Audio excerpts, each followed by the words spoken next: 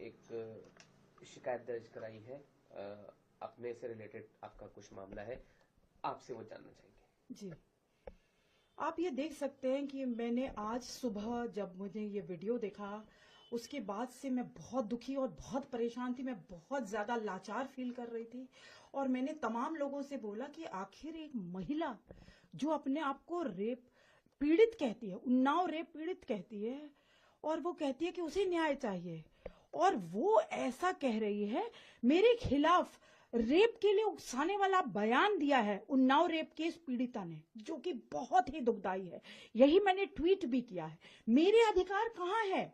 और क्या महिला अधिकार कार्यकर्ता क्यों नहीं आए अभी तक? एनसीडब्ल्यू को मैंने सुबह टैग किया था, किसी ने मेरी खोज खबर नहीं ली, कुछ नहीं किया। पूरा दिन मेरा रोते रोते कटा। आखिरी में गई, मैंने इस पे पुलिस स्टेशन गई और वहां पे मैंने कंप्लेंट फाइल कराई है। और वहां कंप्लेंट भी जहां फाइल कराई है, जिस थाने में, वहां पर भी मैंने उनसे पूछा कि कितनी कैसी मानसिकता है इस रेप पीड़िता की, उन्नाव रेप पीड़िता की, कि मैं तो इतनी संवेदनशील मुद्दा था कि मैं तो खुद इनसे मिलने गई थी जंतर मंतर पे, वहां इन्होंने मुझसे मुलाकात नहीं की। फिर मैंने पुलिस से 10, 15, 20 बार रिक्वेस्ट करी कि मुझे रेप पीड़िता से मिलने दिया जाए। पुलिस वालों ने कहा नहीं, वो बहुत आक्रोशित है, आपको मार देंगी, आपको गालियां देंगी, हम नहीं चाहते, हम लॉ एंड ऑर्डर मेंटेन करते हैं। और आप समझती हैं पूरे लॉ एंड ऑर्डर को, क्योंकि आप वही की दुहाई ले रहे हैं। क्योंकि मेरा जंतर मंतर जाने का मकसद सिर्फ और सिर्फ ये था कि कुलदीप सेंगर ने 8 साल जेल में काट लिए हैं और बेल उनका राइट है और बेल मिलनी चाहिए उन्हें। और इस पे सियासत ना करी जाए, राजनीति ना करी जाए। रेप जैसे संगीन, जो बहुत ही सेंसिटिव जो बात है, इस पे सियासत नहीं होनी चाहिए, राजनीति नहीं होनी चाहिए। आप सुन सकते हैं, मैंने कहीं पे भी कोई और बात नहीं की, सिर्फ ये कहा कि रेप पर राजनीति नहीं होनी चाहिए। अब रेप पीड़िता को देखिए कि वो कर क्या रही है। वो मुझे इतना आहत कर चुकी हैं, वो इंस्टिगेट कर रही हैं लोगों को कि मेरा रेप हो। आप कैसे एक महिला हो करके, तो मेरे को तो लग रहा है, अच्छा एक बात बताइए, अगर उनके साथ रेप हुआ होता और उस पीड़ा से गुजरी होती, तो क्या वो दूसरी महिला के लिए कामना कर सकती हैं? इसी से पता चलता है ये फर्जी केस है। और मैं इस महिला को एक्सपोज करती रहूंगी और इसे जेल भिजवा के रहूंगी, ऐसा मैंने ठान लिया। क्योंकि इन्होंने मेरी आत्मा को कुचल के रख दिया। क्या मैं एक महिला नहीं हूं?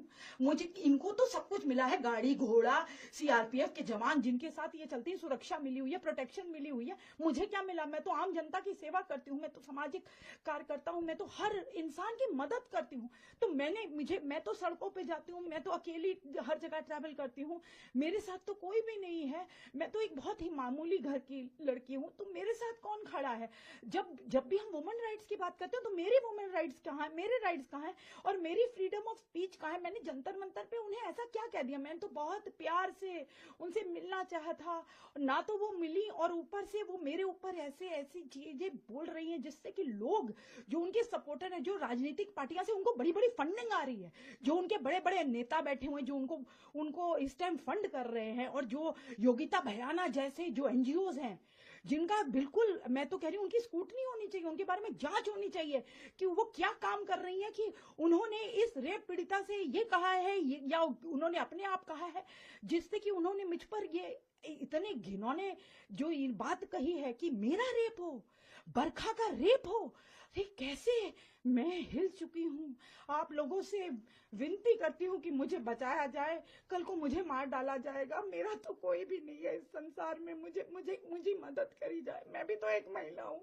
क्या उस महिला के सारे जो भी राइट्स है, उस महिला के मेरे कोई राइट्स नहीं है? मैं कहाँ जाऊँ? अगर कल को मुझे रेप कर दिया जाए, मर्डर कर दिया जाए, मैं किसके पास गुहार लगाऊं?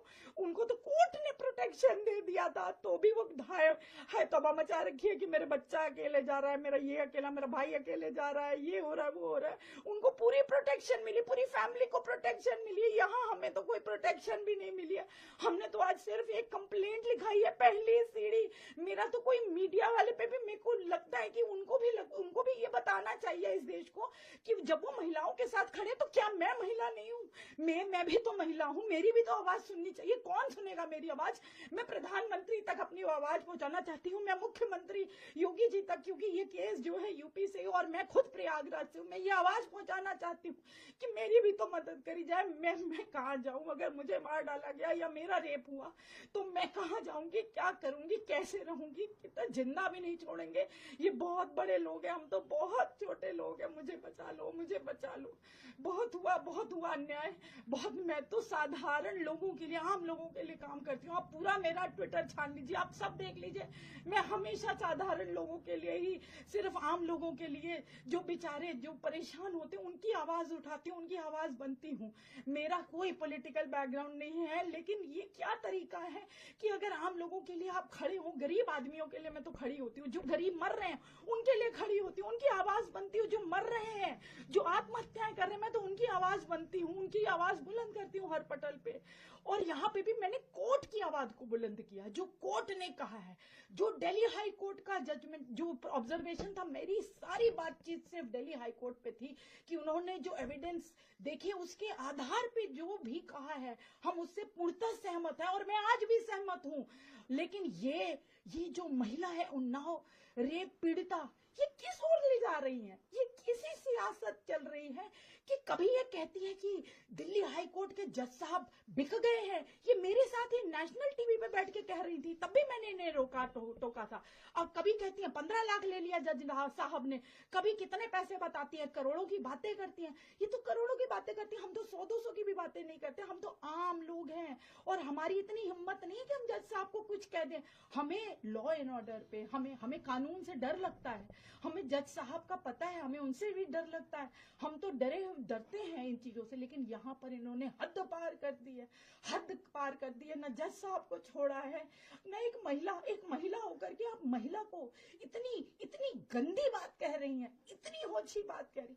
मैंने कभी सपने में भी नहीं सोचा था कि जो कह रही है कि मेरा रेप हुआ है, वो दूसरी महिला का रेप करवाएगी। मैं कभी नहीं सोच सकती थी।